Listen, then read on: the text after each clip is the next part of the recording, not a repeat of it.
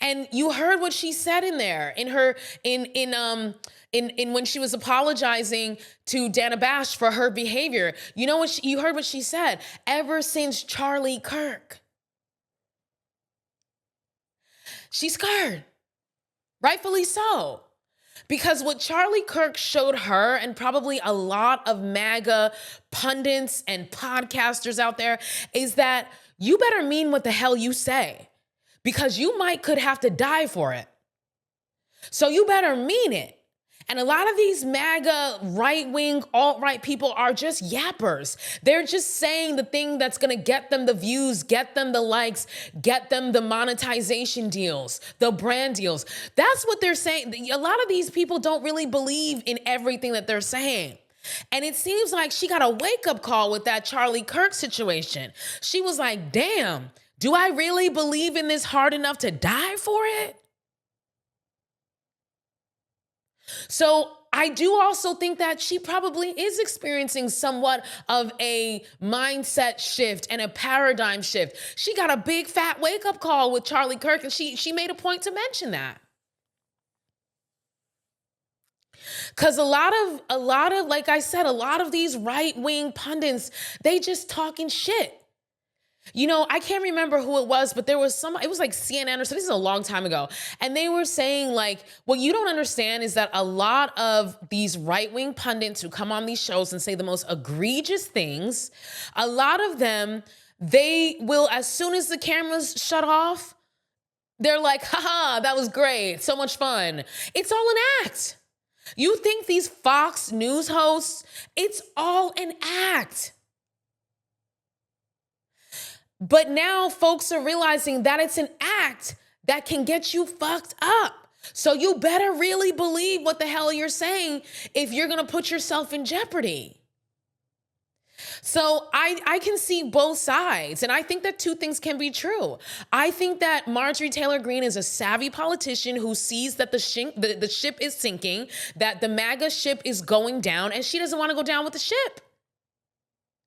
She is also, I think she has also been shooketh by some of the things that have been going on, not just Charlie Kirk, but also what she has learned about the files. I think that's another aspect too. She has seen or heard too much with regard to those files to just pretend like everything is fine.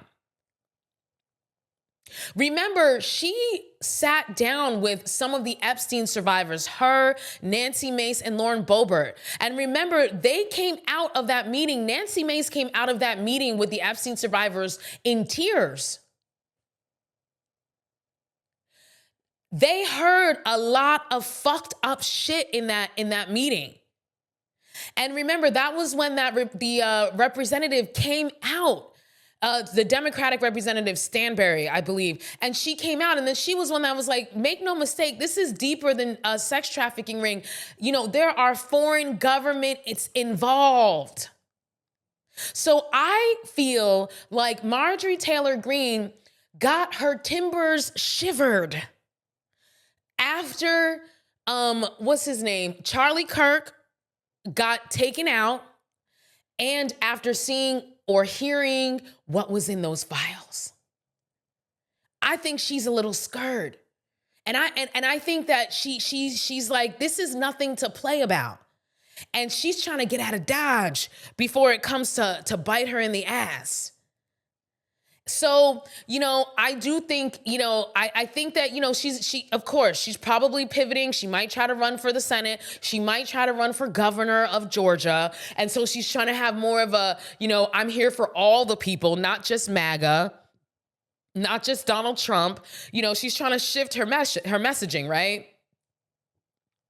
But at the same time, I think she's scared. And I suggest that you go back and you watch that her, you know, you don't have to watch the whole thing, but watch her video of her announcing her resignation. She looked like she done seen some shit.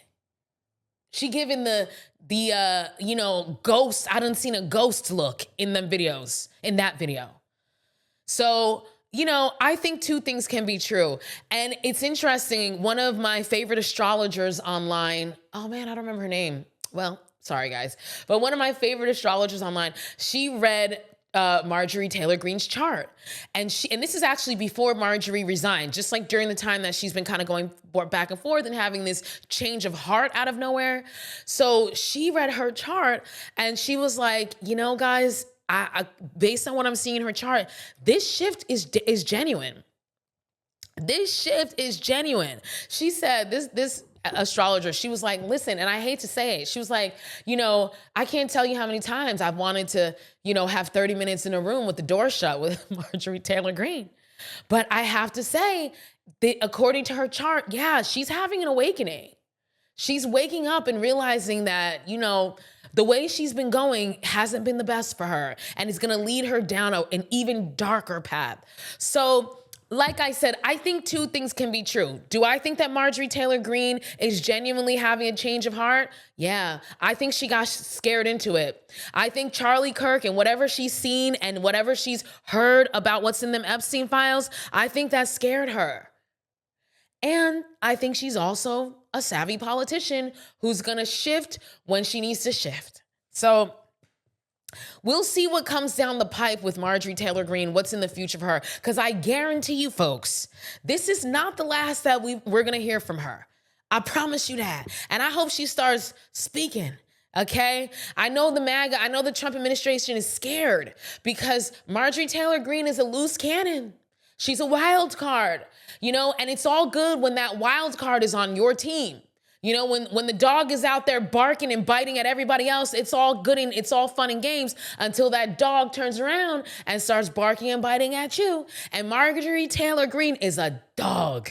She's a pit bull. And I'm telling you, I can't wait to see what comes out from Marjorie Taylor Greene because you know she got a lot of tea and she ain't scared to say it, okay? She ain't scared to say it, y'all.